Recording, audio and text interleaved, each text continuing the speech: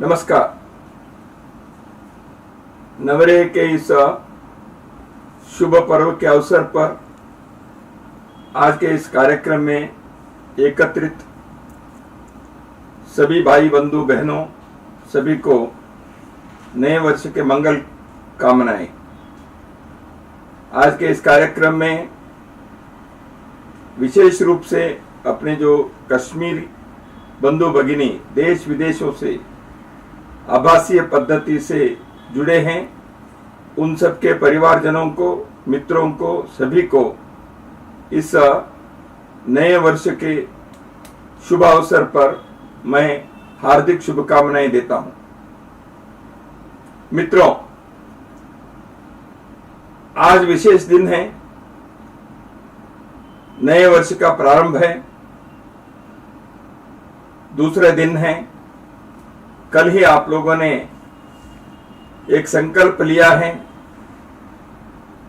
संजीवनी शारदा केंद्र और अनेक सामाजिक संस्थाओं ने मिलकर नवरेह के इस शुभ अवसर पर अप्रैल 12, 13 और 14 को त्याग, संकल्प और शौर्य के एक विशेष कार्यक्रम का आयोजन किया गया था। इसमें आप सभी सहभागी हुए होंगे, यह मेरा विश्वास है। इस कार्यक्रम के पीछे के एक उद्देश्य भी है, इसके पृष्ठभूमि भी आप लोगों ने समझ ही लिया है। त्याग, समर्पण, संकल्प और पराक्रम, शौर्य, यह किसी भी समाज के विकास के लिए, उन्नति के लिए, उत्थान के लिए, किसी भी राष्ट्र के निर्माण के लिए अत्यंत आवश्यक गुण समुच्चय है। इन सारे गुणों के कारण ही कोई भी एक समाज उठ सकता है, अपने आप को उद्धार कर सकता है, विकास कर सकता है। लेकिन इस बार के इस कार्यक्रम में विशेष रूप से इसका आयोजन करने का एक कारण भी है। अभी अभी जम्मू कश्मीर, लद्दाख समेत उस हिस्से में एक नए वातावरण पिछले एक वर्ष में प्रारंभ हुआ है। दशकों से, सदियों से कश्मीर में रहने वाले हमारे हिंदू बांधव और उनके परिवार अनेकों संकट और चुनौती के इस कालखंड से पार होते हुए, उसके सामना करते हुए अपने जीवन को अत्यंत एक संकट के घड़ी से उन्होंने पार किया और आगे के विकास के एक नए सीढ़ी पर पहुंचे हैं। इसलिए ऐसे एक मोड़ पर, ऐतिहासिक मोड़ पर हम सभी हैं। इसलिए हमें अपने भूतकाल के, अतीत के बारे में चिंतन भी करना चाहिए, उससे प्रेरणा भी लेनी चाहिए, उससे सबक भी सीखने चाहिए। वर्तमान के परिस्थिति का आकलन भी करना चाहिए और वर्तमान के परिस्थिति के आकलन से भविष्य के निर्माण करने के लिए एक उज्जवल भवितव्य को हम अपने जीवन में लाने के लिए और अगली पीढ़ी को देने के लिए हमें कुछ संकल्प भी लेना चाहिए।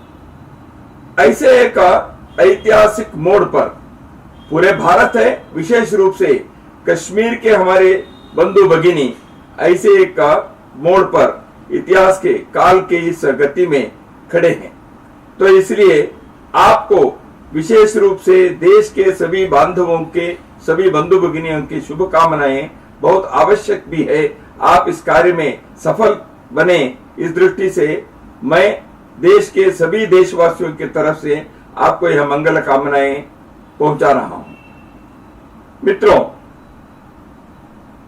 आप 3 दिन के जो कार्यक्रम आपने किया, इसमें त्याग और समर्पण के एक विशेष मिसाल के उदाहरण भी रहा है। वह है 15वीं सदी में कश्मीर के उज्जवल इतिहास के पृष्ठों पर शिरियावट के नाम दर्ज है।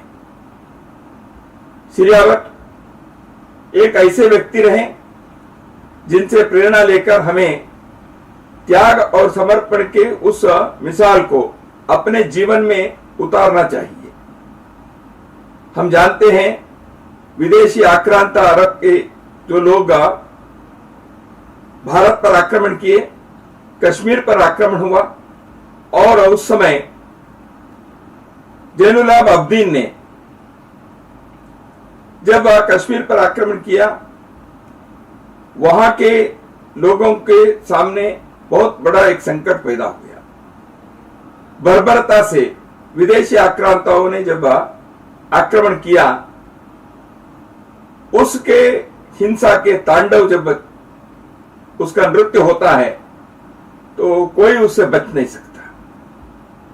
हमारी बहनों की स्थिति यह तो अकल्पनीय है, भीभत्स है। हमारे भाइयों के धर्मांतरण करना यह भी होता रहा। जो विरोध किया वह जी नहीं सका, जो विरोध नहीं किया वो अपने धर्म उसको छोड़ना पड़ा। हमारे मंदिरों पर, हमारे गांवों पर, हमारे खेत खलिहानों पर सब प्रकार के आक्रमण हुए। इतिहास में यह दर्ज है। तो ऐसे स्थिति में कश्मीर के हमारे समाज जब इस आक्रांता के शिकार होकर किंग कर्तव्य मूड हो गया था, उस समय जैनुल अब्दीन को एक बीमारी हो गई। उसके छाती पर कुछ फोड़ा हो गया।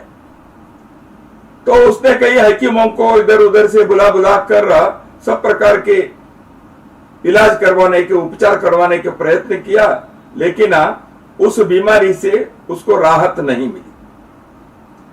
तो किसी के कहने पर उसको ध्यान में आया, ये कश्मीर में जो पंडित रहते हैं, वैद्यराज रहते हैं, ये हिंदू वैद्यों के पास बहुत सारे ऐसे जड़ी बूटी के तरह तरह की दवाएं हैं, औषधियां है, इसलिए ये रोग के निदान भी कर सकते हैं, निराकरण भी कर सकते हैं।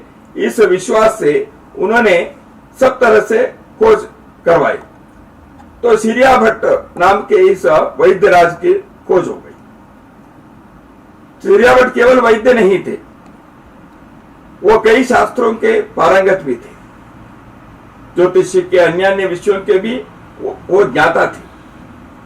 सिरिया भट्ट जब ये पता चला, वैद्य का काम ये होता है, वो शत्रु दुश्मन कौन है क्या है ऐसे नहीं है, रोगी जब है उस रुग्ण के सेवा करना वैद्य की एक श्रद्धा का विषय होता है। तो इसलिए जब जैनुल अब्दीन को उनको ये बीमारी हो गई, उन्होंने सिरिया भट्ट को बुलाया।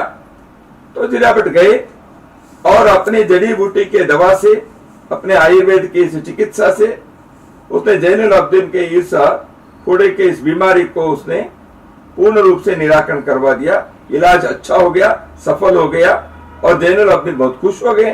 स्वाभाविक है, जब राजा खुश होता है वो कहता है तुम जो मांगे मांगो, तो ये तो है ही। तो जैनुल अब्दीन ने बहुत संपत्ति, धन, सुवर्ण वगैरह देने के लिए सामने आया। तो सिरिया भट्ट ने हाथ जोड़ कर गया, मुझे कुछ नहीं चाहिए। आश्चर्य हो गया, अरे ऐसे कोई पंडित जब इलाज किया है, उपचार किया है, तो कुछ नहीं ले रहा है। उसने कहा तुम क्या मांगते हो, मांगो। उसने कहा मुझे कुछ नहीं चाहिए, लेकिन मेरे एक अनुरोध है, उसको आप पूरा करिए। सिरिया भट्ट ने कहा, देखिए हमारे कश्मीर के अपने बंधु भगिनियों पर जो अत्याचार हो रहा है, आक्रमण हो रहा है, ये जो चला हुआ है, इसको आप रुकवाइए। तो सिरिया भट्ट के इस अनुरोध पर जैनुल अब्दीन एकदम चकित हो गए। उसको अचरज लगा, ये कैसे आदमी है, उसके लिए सब कुछ धन संपत्ति सब मिलने वाली थी, लेकिन उसने टुकराया। उसके बदले में अपने समाज के लिए, अपने लोगों के लिए उन्होंने ये मांग रखी। तो इससे उसको एक बहुत बड़ी सबक मिली, जीवन के एक पाठ मिला उस विदेशी आक्रांता को। यहाँ के एक सामान्य वैद्य कश्मीर के, उसने ऐसे आक्रांतों को जीवन के एक बहुत बड़ा उपदेश अपने आचरण से, व्यवहार से, वाणी से दिया। उसने केवल दवा नहीं दी उस बीमारी के लिए, लेकिन दिमाग की उस बीमारी के लिए भी दवा दी, उस अहंकार के बीमारी के लिए भी उसने एक ऐसी दवा दी। तो इस प्रकार के एक उसके आचरण के कारण क्या हुआ, बाद में जो कश्मीर से लोग, कश्मीरी पंडित, कश्मीरी हिंदू, उनको भागना पड़ा था। आक्रमण के कारण उनके शिकार नहीं होना है तो वहां से भागे लोग। ऐसे भागे हुए लोगों को घर वापसी करवाने का कार्य भी सिरिया भट्ट के इस आचरण से, उनके अनुरोध से वो हो गया। कश्मीर के लोग फिर वापस आए। ये कहानी है 15वीं सदी की इतिहास में।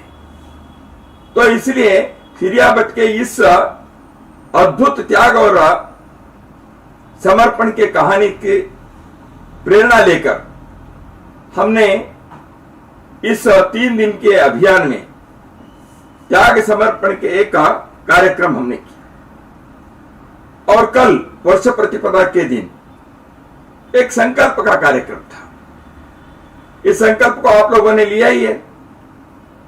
आप पारंपरिक परिधान पहनकर एक विशेष रूप से आपने नवरेह के इस ताली में सजाई जाती नवरेह के जो शुरुआत के दिन करते हैं, उस सजाई जाती है नवरेह को, उसके लेकर आपने एक संकल्प लिया। संकल्प भी कैसे हैं? प्रेरणा वहीं से है। शांति, सद्भावना और समरसता को पुनः एक बार कश्मीर के अपनी इस भूमि पर स्थापित करना चाहिए। और इसके लिए हम अपने इस पवित्र भूमि के गौरवशाली परंपरा को अक्षुण्ण रखते हुए उसके संरक्षण हेतु तन मन धन के योगदान करने का संकल्प हमने लिया।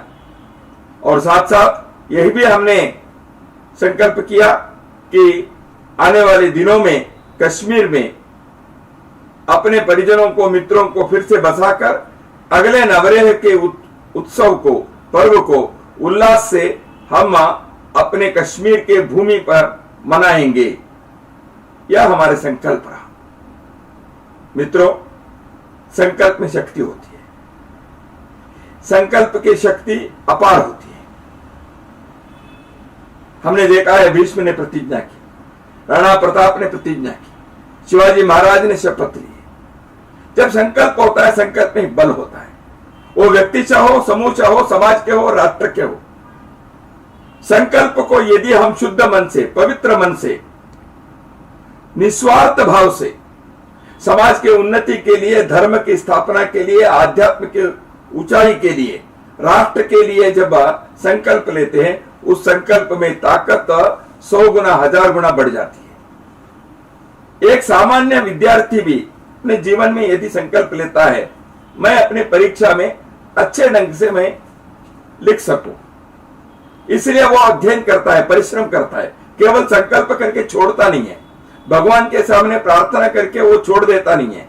कोई भगवान पढ़कर आपको परीक्षा में लिखेगा नहीं, लेकिन संकल्प लेकर जब वो अपने परिश्रम करता है, उस संकल्प में ताकत आती है। तो इसलिए महाराष्ट्र के संत समर्थ रामदास ने एक जगह पर यही कहा है। उन्होंने कहा है, जो चळवळियां हैं, यानी कोई भी अभियान है, आंदोलन है, उसमें एक शक्ति है, सामर्थ्य है, सामर्थ्य आहे चळवळीचे, लेकिन उसमें क्या चाहिए? भगवंताचे अधिष्ठान पाहिजे, मराठी में है, यानी भगवान के एक अधिष्ठान उसमें आवश्यक है। तो इसलिए जब कोई भी कार्य हम लेते हैं, उसमें उस अधिष्ठान में भगवंत के एक साथ हम अधिष्ठान लेते हैं, संकल्प लेते हैं, उसमें शक्ति आती है। इसलिए कल हमने जो संकल्प लिया है, उसमें ऐसी ताकत है। आज 14 अप्रैल को हमने शौर्य दिवस मनाने का कार्य किया है। आज के इस कार्य में हमारी प्रेरणा है कश्मीर के जो राजा रहे वीर ललितादित्य की। प्राचीन काल में बहुत सारे विदेशी आक्रांतों ने भारत के भूमि पर बार बार आक्रमण किए। भारत के भूमि पर आक्रमण करने का कारण हम सब जानते हैं। यहां की सोने की चिड़िया, इस प्रकार के समाज का वर्णन जो है, सचमुच में सोने की चिड़िया थी। यहां समृद्धि थी, संपत्ति थी। इस संपत्ति को, समृद्धि को लूट कर अपने जीवन में भोग लालसा से जीने के लिए विदेशी आक्रांता यहां आए। केवल इतना ही नहीं, उन्होंने अपने मजहबी एक उन्माद से आए, तलवार लेकर आए। इसलिए दुनिया में और कोई मजहब रहना ही नहीं चाहिए। अपने मजहबी एकमात्र रास्ता है अल्लाह को खुदा पहुंचने के लिए। इसलिए बाकी सब मजहब जो है, पंथ जो है, संप्रदाय जो है, धर्म जो है, वो सब रहने के लिए अधिकारी नहीं है। तो इसलिए एक तरफ संपत्ति के लूट, दूसरे तरफ अपने मजहब के उन्माद से उस मजहब को यहां स्थापित करने के लिए बाकी धर्मानुयायी लोगों के कत्लेआम करना, यदि वो उनके मजहब स्वीकार नहीं करते तो ऐसे खून खराबा हुआ। इस प्रकार के विदेशी आक्रामकों से हमारे पूर्वजों ने सदियों तक लड़ते रहे, संघर्ष करते रहे और विजय प्राप्त करते रहे, लेकिन कभी उन्होंने हार नहीं माना। कश्मीर की कहानी भी इस इतिहास से अलग नहीं है, भिन्न नहीं है। कश्मीर के हमारे पूर्वजों ने इसी प्रकार लगातार इस प्रकार के संघर्ष में रहे। जैसे सूर्यभट्ट ने एक त्याग और समर्पण के एक मिसाल उन्होंने प्रस्तुत किया, ऐसे ललितादित्य ने एक शौर्य के, पराक्रम के एक उदाहरण उसने प्रस्तुत किया। जानते हैं कि ललितादित्य उस प्रकार के जब अरबों ने आक्रमण किया, सिंध से वो आगे बढ़ते रहे, उस समय ललितादित्य ने सोचा कि ये यदि और आगे बढ़ेंगे तो कश्मीर इनके लिए शिकार बन जाएगा। तो इसलिए कश्मीर को बचाना ललितादित्य का काम था। ललितादित्य ऐसे एक राजा थे जो धर्मपरायण थे, उनके राज्य धर्म राज्य था। सब प्रकार के पंथ संप्रदाय के लिए वहां स्थान था। बौद्ध विहार थे, शैव मंदिर थे, वैष्णवों के मंदिर थे, पूजा होती थी। सभी शांति से, सुख से जी रहे थे। एक दूसरे के साथ सामंजस्य और समन्वय से जीने का एक श्रेष्ठ उदाहरण जो हिंदू भूमि में है, उस प्रकार की तो उन्होंने कहा। उसी के 100-150 साल पहले दक्षिण में विजयनगर साम्राज्य में भी यही हम उदाहरण देखते हैं। वहां भी शैव, वैष्णव, बौद्ध, जैन परस्पर सामंजस्य से रहे। विजयनगर साम्राज्य की कहानी इसी प्रकार की है, क्योंकि भारत के राजाओं ने धर्म संप्रदाय पर कोई भेद नहीं किया। कई राजाओं के राजा यदि वैष्णव है, रानी उनकी पत्नी वो शैव है, इस प्रकार की कहानी भी इतिहास में हमको मिलते हैं। लेकिन वो पति पत्नी रहे, एक शैव एक वैष्णव, लेकिन कोई झगड़े नहीं हुए, एक दूसरे के सम्मान से, श्रद्धा से देखते रहे। ऐसे ललितादित्य अपने राज्य में धर्म समन्वय, पंथ संप्रदाय के सामंजस्य से और लोगों के जीवन के, भौतिक जीवन के लिए आवश्यक सब प्रकार के सुख सुविधा मिले, इस प्रकार के एक आजकल की भाषा में कहना है तो गवर्नेंस जिसको कहते हैं, सुशासन, यह भी ललितादित्य के राज्य में देखने को मिला। ये सारी बातें इतिहास में सबूत के नाते हमें प्राप्त है। तो इसलिए ललितादित्य के जो शौर्य है, पराक्रम है, वह भी हमारे लिए प्रेरणा देते हैं। जब अरब लोग सिंध के पार करके आ रहे थे, तब लगा कि अब कैसे बचाएं। इसलिए उनके ताकत के बारे में उनको मालूम था, क्योंकि वो अन्य देशों पर आक्रमण करते हुए उन सबको परास्त करके अपने राज्य को वहां जमाते आए थे। इसलिए ललितादित्य को लगा मेरी सेना के, मेरे दुर्बलता होकर अपने राज्य हम ना खोएं, हमारे लोगों को कोई संकट में हम ढकेल ना दे। तो इसलिए ललितादित्य ने चीन से सहायता मांगी। उन्होंने कहा हम दोनों मिलकर एक आग करें, लेकिन उस समय चीन ललितादित्य के साथ नहीं दिया। उन्होंने कहा ये हमारे काम नहीं भाई। तो इसलिए ललितादित्य उस समय राष्ट्रकूट के नागभट्ट और राजस्थान के वीर राजपूत बप्पा रावल, इन दोनों से समझौता की। दोनों ललितादित्य को समर्थन देने के लिए आगे आए। ऐसे गठबंधन बनाकर ललितादित्य ने अरबों का परास्त किया। तो इस कारण से अरब सिंध से आगे नहीं आ सके। इतने नहीं, उन्होंने सिंध के उस पार तक का उनको खदेड़ दिया। ललितादित्य के इस शौर्य और पराक्रम की प्रेरणा को लेकर आज हमें सोचना चाहिए, अपने कश्मीर पर, भारत पर होने वाले किसी भी प्रकार के आक्रमण को यदि हमें परास्त करना है, उनको खदेड़ना है, तो एकता चाहिए। भिन्न भिन्न प्रकार के लोगों से मिलकर हमें काम करना पड़ेगा। उस एकता के कारण हमारी शक्ति बढ़ेगी। इसलिए जब हम संकल्प लेते हैं एक तरफ त्याग और समर्पण की दृष्टि से, उसके पराकाष्ठा से, कश्मीरी बंधु भगिनियों ने पिछले कई दशकों में जो त्याग के संकट के कारण सब प्रकार के जो उनको खोना पड़ा, उस त्याग और बलिदान के सामने मैं क्या कहूं। सारे देश आपके सामने नतमस्तक है। आपके इस संकट के काल में सारे हिंदू समाज आपके साथ किसी न किसी प्रकार से खड़ा रहा है। लेकिन आपने जो त्याग किया है, आपने धर्म की रक्षा के लिए जिस प्रकार के दर्द को सहन करते हुए आप कश्मीर की समाज को सुरक्षित रखने के लिए जिस प्रकार आपने कार्य किया, इसके सामने हम सभी नतमस्तक हैं और आपको साधुवाद भी देता हूं, प्रशंसा भी करता हूं। और यह एक इतिहास में उदाहरण बन गया है। कश्मीर के लोगों को बार बार अपने भूमि से विस्थापन होना पड़ा। अभी 1989-90 में 89-90 में जो विस्थापन हुआ, ये 7वां विस्थापन है। कश्मीर के लोग कई बार अंते, जैसे सीरिया भट्ट का मैंने अभी उदाहरण दिया, औरंगजेब के जमाने में हुआ। गुरु गोविंद सिंह के पास आकर कश्मीरी पंडित लोगों ने, गुरु तेग बहादुर के पास आकर कश्मीरी पंडितों ने जिस प्रकार अपने रक्षा के लिए उनसे अनुरोध किया, और गुरु तेग बहादुर जी ने जैसे कश्मीरी पंडितों की रक्षा करने के लिए अपने स्वयं के शीश उनको चुकाना पड़ा। इसलिए दिल्ली के शीशगंज आज खड़ा है, क्योंकि गुरु तेग बहादुर के उस बलिदान के कारण। कश्मीर के लोगों के धर्म की रक्षा के लिए गुरु तेग बहादुर अपने जीवन का बलिदान दे रहे हैं। विस्थापन हुआ कश्मीर में।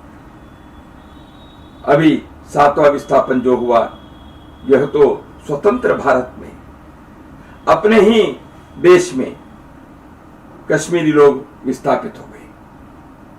तो इसलिए संकल्प हमने लिया, नहीं भाई, यह अंतिम विस्थापन होगा। इसके बाद कश्मीर फिर से विस्थापन होने का कोई समय नहीं आना चाहिए। तो इसलिए उस शौर्य को, त्याग को, बलिदान को स्मरण करते हुए उसकी प्रेरणा लेकर हमें एक संकल्प जो लिया, इस संकल्प को चरितार्थ करना चाहिए। इसको सार्थक बनाना पड़ेगा, इसको जीवन में उतारना पड़ेगा। विपरीत परिस्थितियों में लोगों ने काम किया। सीरिया भट्ट की परिस्थिति एक प्रकार थी, ललितादित्य के समय की परिस्थिति अलग थी। लेकिन भारत के लोगों ने परिस्थिति कैसे भी रही, उनके सोच क्या रहा। जब त्याग बलिदान आवश्यक है, त्याग बलिदान।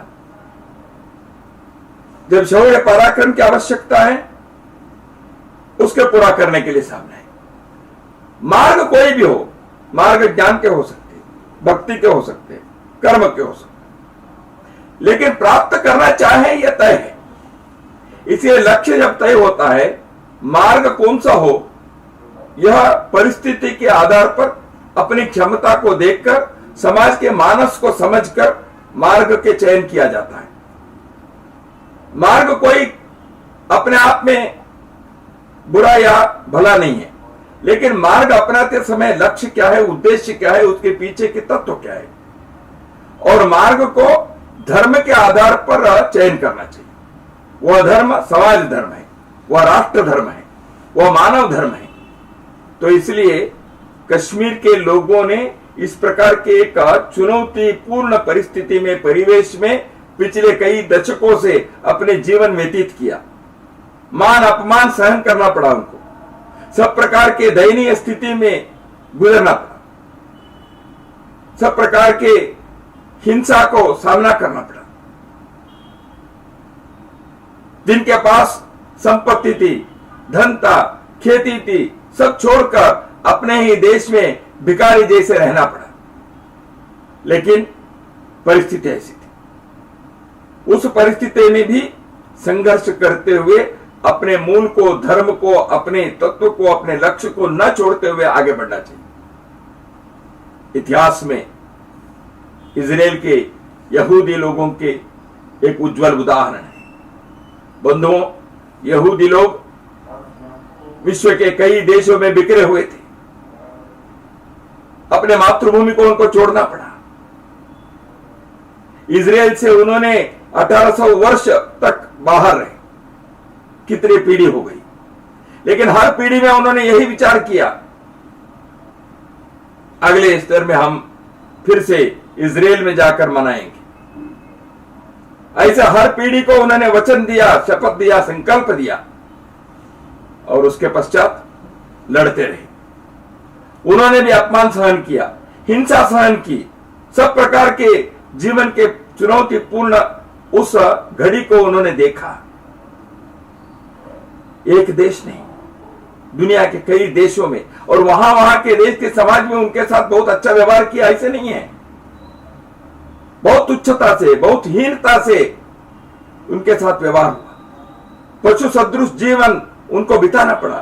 केवल भारत एकमात्र अपवाद है जहां यहूदी लोगों के साथ ऐसे कोई भी दुर्व्यवहार नहीं हुआ, उनके साथ ऐसी कोई अपमान उनको सहन करना नहीं पड़ा। यहां वो भाईचारे के साथ रहे। उन्होंने अपने साहित्य में लिख कर रखा है। यहूदी लोगों ने इस प्रकार के जो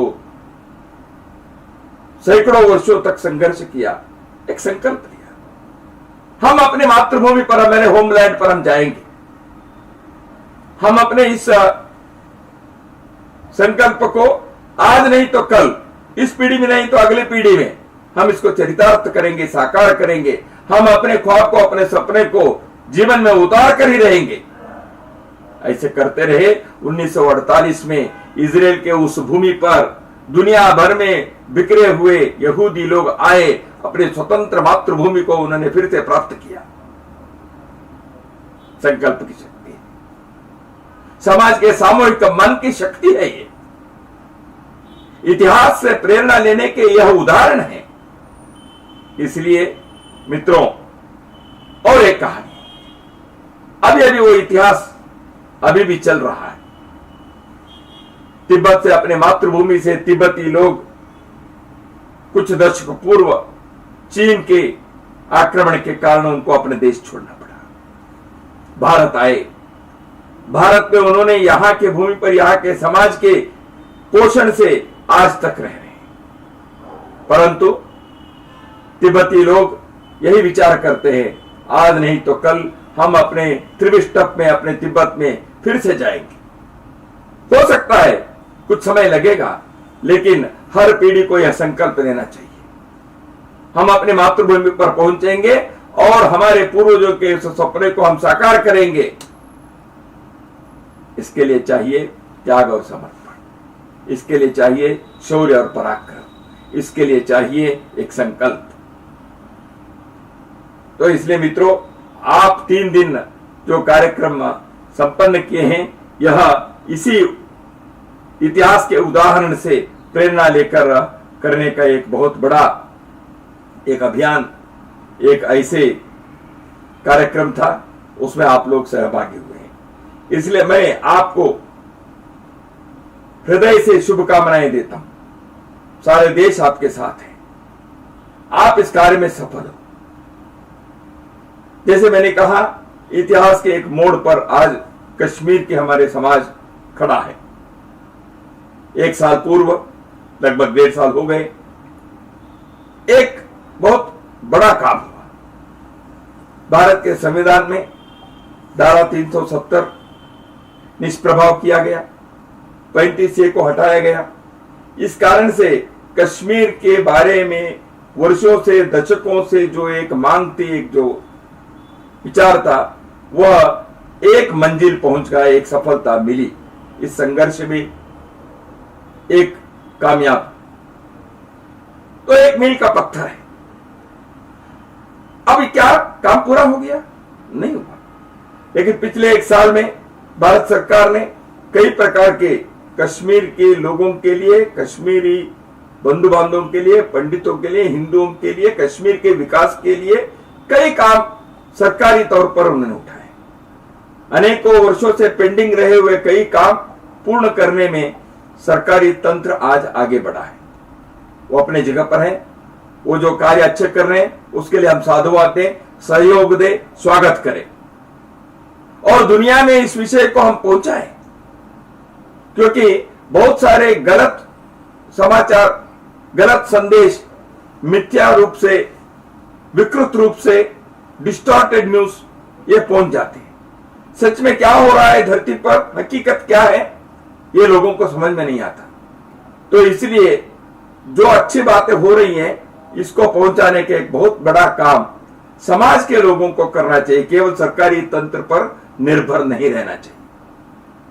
मित्रों, उसके साथ साथ हमने एक शांति के, सद्भावना के, समरसता के कश्मीर के स्थापना के संकल्प लिया है।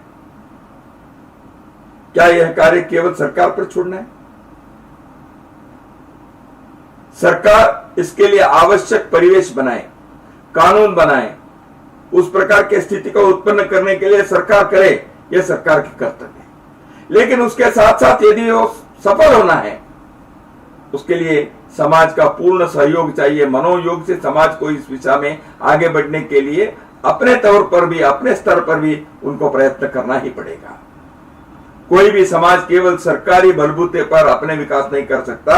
अपने को अपने पैरों पर खड़े होने के लिए, अपने दिल के अंदर के भावनाओं को उजागर करते हुए, अपने मस्तिष्क के प्रतिभा से, अपने सामूहिक मन से कार्य करने से ही हम एक सफलता के मंजिल पहुंचने में हम भी आगे बढ़ सकते हैं, उसका आनंद ले सकते हैं। मित्रों, त्याग और समर्पण की बात आई सीरिया बट के, क्या केवल उस सदी की बात है, 15वीं सदी की बात? लेकिन हम विचार करें, अभी इस 7वें विस्थापन के इस कालखंड में हमारे कितने लोग अपने बलिदान दिए। स्वर्गीय टीकालाल टप्पू जी, जस्टिस नीलकंठ गांजू जी, बहन सरला भट्ट जी, प्रेमनाथ भट्ट जी, मैं याद करता हूं कितने लोग ये जो मजहबी उन्माद के लोगों के शिकार हो गए। उनके क्या कसूर, उनका क्या अपराध था? वो हिंदू के नाते जन्मे और कश्मीर में रहे, यही उनका अपराध। उन्होंने आवाज उठाई कश्मीर के लोगों के लिए अन्याय के खिलाफ, यही उनका अपराध है, यही उनका पाप है। लेकिन उन्होंने उस चुनौती को स्वीकार किया। हम सबके लिए, कश्मीर के भवितव्य के लिए अपने त्याग दिया। उनके उस समर्पण को हम स्मरण करें। वह त्याग, वह समर्पण व्यर्थ न हो जाए। हमारे अगली पीढ़ी को इस प्रकार के जो लोग कश्मीर के लिए, भारत के लिए अपने समर्पण किया, बलिदान दिए, उनके नाम के स्मरण करने के लिए अगली पीढ़ी को हम इस इतिहास को बार बार बताएं। भारत के सैनिक, अर्धसैनिक बल, कश्मीर के पुलिस, इन्होंने भी इस प्रकार के जो आतंकवादी हैं, मजहबी उन्माद से अपने ही लोगों पर जिन्होंने आक्रमण किया, ऐसे आतंकवादियों के आक्रमण को रोकने के लिए ये सारे सिक्योरिटी फोर्सेस के लोग, उन्होंने भी अपने बलिदान दिया, अपने जीवन का न्यौछावर कर दिया, प्राणों की आहुति दी। उनके परिवार अनाथ हो गए। ठीक है, सरकार की कुछ व्यवस्था से उनके भौतिक व्यवस्था तो हो सकती है, लेकिन उनके लिए जो धक्का पहुंचा है, आघात पहुंचा है, उसके लिए कौन से मलहम पट्टी लाए? तो इसलिए उनके भी हमको स्मरण करना चाहिए। धारा 370 और 35A के जो प्रकरण हुआ, उससे फिर से एक बार, पुनः एक बार यह स्थापित किया गया है कि जम्मू कश्मीर भारत का अभिन्न अंग है। भारत के इस स्वर्ग को फिर से एक बार स्वर्ग बनाने के लिए सांस्कृतिक, सामाजिक, राजनीतिक, आर्थिक सर्वविध से प्रयत्न करना पड़ेगा।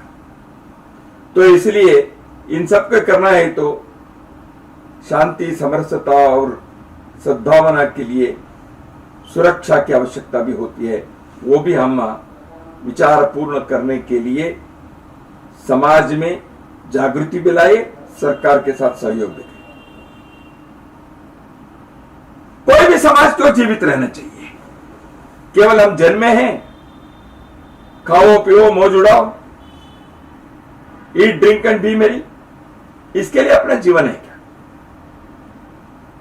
हम जन्मे हैं इसलिए मौज मस्ती से रहने के लिए अपनी जिंदगी है क्या? अपनी जिंदगी का प्रयोजन क्या है? अपने जीवन का लक्ष्य क्या है? भारत भूमि में जन्मे हैं तो हम अपने जीवन को तो सार्थक बनाए, सफल बनाए, उल्लास से, आनंद से रहे, ये तो हमारा अधिकार है, हम करें। लेकिन केवल उतना ही नहीं, भारत किसके लिए जीवित है? भारत के अभिन्न अंग कश्मीर, यह भारत के जो जीवन के लक्ष्य है, उस लक्ष्य के साथ कश्मीर का भी जीवन का लक्ष्य जुड़ा हुआ है। भारत की संस्कृति कहते तो क्या कश्मीर की संस्कृति उससे भिन्न है? संस्कृति की विविधता है। आज मैं आपको ये मेरे सारे विचार पहुंचा रहा हूं, लेकिन मैं हूं असम में, यहां बैठा हूं, और दूर दूर तक फैले हुए लोग जो मेरी बात आप सुन रहे हैं, आप लोग एक स्थान पर तो नहीं है, लेकिन मैं असम में अभी बैठा हूं, लेकिन मैं अनुभव करता हूं यह भारत की संस्कृति है। ठीक है, पूर्वांचल के एक अलग धारा है, अलग मिसाल है, इसके एक अलग पहचान है, लेकिन वो पहचान भारत के पहचान के जो total cumulative manifestation of culture है, उसका एक हिस्सा है, उसका एक रंग है, उसका एक छटा है, उसका एक स्वर है। स री ग म प ध नी, सप्त स्वर से संगीत होता है, इसलिए सा अलग है, री अलग है, ग अलग है, ऐसे हम करेंगे सा रे ग म प ध नी, ये सब मिलकर तो संगीत है।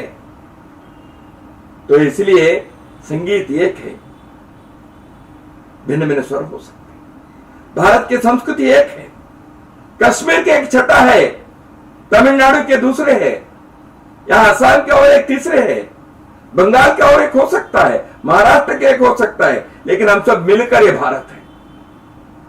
कश्मीर के हम एक ऐतिहासिक मोड़ पर जब खड़े हैं, हमें विचार करना पड़ेगा, हम ये सारे संघर्ष, ये सारे चुनौती को सामना करने के बेड़ा क्यों उठाया? इसलिए क्योंकि कश्मीर के कल को हम उसी प्रकार के एक भव्य भविष्य के साथ खड़ा करना है। इसलिए कश्मीर के संस्कृति के बारे में अपने अगली पीढ़ी को, अपने अपने परिवारों में, घरों में हम उनको अवगत कराए, बताएं। कश्मीर की धार्मिक, सांस्कृतिक जो विशेषता है उसको बताएं, हमारे जीवन शैली के जो विशेषता है वो हम बताएं। ये केवल म्यूजियम पीस से बनाने से नहीं होता, पुस्तकों में लिखकर रखने से कोई समाज की संस्कृति जीवित नहीं रह सकती, फिल्मों से दिखाने से कोई समाज की संस्कृति का अनुभव नहीं होता। इसको घर घर में, परिवार में हमें अपने जीवन में, व्यवहार में, आचरण में लाने से ही यह संभव है। भले हम कोई भी भाषा सीखे, इंग्लिश सीखे, फ्रेंच सीखे, जर्मन बोले, लेकिन हम कश्मीरी ना भूलें। कश्मीरी भाषा को अपने घर में बोलने के लिए अगली पीढ़ी को भी हम प्रोत्साहन दें, उनको सिखाएं। हमारे साहित्य को, हमारे संगीत को, हमारे इतिहास को अपने अगली पीढ़ी को बताएं। कश्मीर इतने वर्षों से, इतने सैकड़ों हजारों वर्षों से जीवित है, तो किन के कारण जीवित है? एक सिरियाबर्ड, एक ललितादित्य, एक कल्हण, एक लल्लेश्वरी, एक अभिनव गुप्त। क्या इनके नाम हमारे अगली पीढ़ी के लोग नहीं समझना चाहिए? तभी तो प्रेरणा मिलेगी। इसी कारण से हमें यह भी सोचना पड़ेगा, हम अपने युवाओं को पश्चिमीकरण के आधुनिक उपभोगवाद के अंधाधुंध के अनुकरण करते हुए उसी में, उस मौज मस्ती में अपनी संस्कृति को भूल न जाए। हम दुनिया के साथ व्यवहार करें। Let us interact the whole world with confidence. Let us understand the lifestyles of the every part of the world. No doubt, there is no objection. लेकिन हम अपने जड़ों को भूल कर करेंगे तो हम ना उधर के ना इधर के ऐसे हो जाएंगे। इसलिए अपने को समझे, अपने मूल को समझे, अपने जीवन के लक्ष्य को हम समझें, फिर दुनिया का आलिंगन करें। हम तो उदार चरिताराम तो वसुदैव कुटुंबकम कहने वाले लोग हैं। हम तो कृण्वन्तो विश्वमार्यम कहने वाले लोग हैं। हम तो स्वदेशो भुवनत्रयम इस उद्गार को दुनिया के कोने कोने पर पहुंचाने वाले लोग हैं। इसलिए हमें किसी देश के साथ कोई दुश्मनी नहीं, दुनिया के किसी धर्म संप्रदाय पंथ भाषा के साथ हमारी कोई दुश्मनी नहीं, दूरी नहीं है। हम तो सारे विश्व को आलिंगन करना चाहते हैं, लेकिन अपने जड़ को, अपने मूल को, अपने फाउंडेशंस को भूल कर नहीं, उसको टुकड़ा कर नहीं, उसको कमजोर कर नहीं, उसको दुर्बल बनाकर नहीं, हम अपने पैरों पर खड़े रहे और दुनिया के साथ हम विश्वास से, आत्मविश्वास से समझकर हम व्यवहार करें। इसलिए अगली पीढ़ी को इस प्रकार तैयार करने की एक बहुत बड़ी चुनौती हम सबके सामने है। इसलिए कश्मीर के आर्थिक, राजनीतिक, औद्योगिक विकास एक तरफ है, लेकिन सांस्कृतिक, सभ्यतामूलक विकास यह समाज को करना चाहिए। उदाहरण के लिए देखिए, शारदा लिपि। आज शारदा लिपि है क्या? इक्का दुक्के कोई होंगे उसको जानने वाले, समझने वाले, पढ़ने वाले। इसलिए क्या हम इस शारदा लिपि को पुनरुत्थान कर सकते हैं? मैंने यहूदियों के बारे में उल्लेख किया। Juice, they have revived their language Hebrew. Hebrew के बारे में क्या कहते थे? It is a dead language. क्योंकि 1800 साल दुनिया के अन्य देशों में रहने वाले लोगों को वहां के भाषा बोलनी पड़ी। कोई जर्मन बोलता था, कोई फ्रेंच बोलता था, कोई रशियन बोलता था, कोई इंग्लिश बोलता था। जब 1948 में वो फिर से अपने इजराइल की मातृभूमि पर आए, एक भाषा बोलने वाले लोग नहीं थे,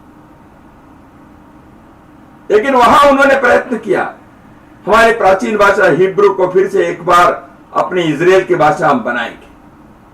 मृतप्राय भाषा, ऑलमोस्ट डेड लैंग्वेज, बोलने वाले 4 लोग नहीं थे, लेकिन उन्होंने उस भाषा को फिर से एक बार खड़ा किया। उस भाषा के व्याकरण सिखाया लोगों को, उस भाषा में साहित्य प्रकाशित किया, उस भाषा को विद्यालयों में पढ़ाना सिखाया।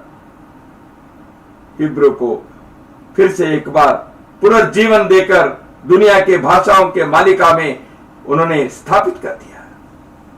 क्या यह उदाहरण हम शारदा लिपि के बारे में नहीं कर सकते? हम कर सकते।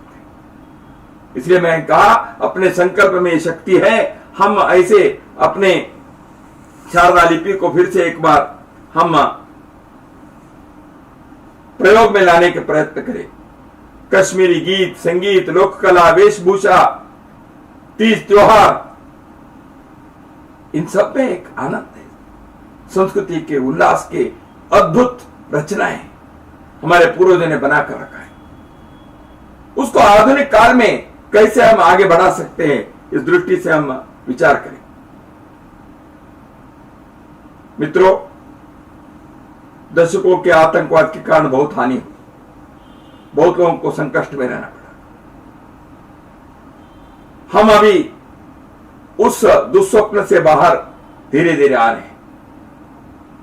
कश्मीर सदियों तक शिक्षा का केंद्र था। It was excellent centre of education. Kashmir में सर्वज्ञ पीठ रहा। इसलिए हमें ऐसे विश्व स्तर के एक गौरवशाली शिक्षा परंपरा को भी हमें स्थापित करना पड़ेगा। हम कई प्रकार के जो आक्रमण होने के कारण कश्मीर घाटी में मंदिरों के जो नाश हुआ उसको पुनरुद्धार करने का काम भी है। क्या कीर भवानी, क्या परिहारपुरा, क्या मार्तंड मंदिर, क्या अवंतीपुर, इन सभी मंदिरों के जीर्णोद्धार करते हुए पुनः उनके और एक बार सांस्कृतिक केंद्र के रूप में उसको विकसित करने का कार्य हमारे सामने है। तो इसलिए ऐसे एक सांस्कृतिक, धार्मिक, सामाजिक आयामों में हमको कार्य करना पड़ेगा।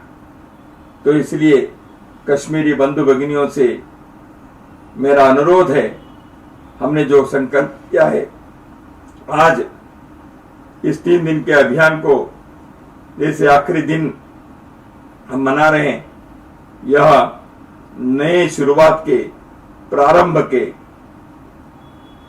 एक सूत्रपात करने में सफल हो, यही मेरी आपकी तरफ शुभकामनाएं हैं। कश्मीरी घाटी में बहुत सारे जो अपने सांस्कृतिक विविधताएं, सांस्कृतिक दृष्टि से श्रेष्ठ जो उदाहरण है उनकी रक्षा करना और उन सब के प्रति अपने श्रद्धा को जागृत रखना, अगली पीढ़ी को कश्मीरी जीवन शैली के बारे में अवगत कराना, उसके बारे में आत्मविश्वास से बोलने के लिए उनको तैयार करना, यह आवश्यक है। इतने ही मैं इस समय आपके सम्मुख अनुरोध करता हूं। पुनः एक बार इन 3 दिनों में आपने एक संकल्प लेकर कश्मीर के समाज में एक जान फूंकने का, उनके जीवन को चरितार्थ बनाने का,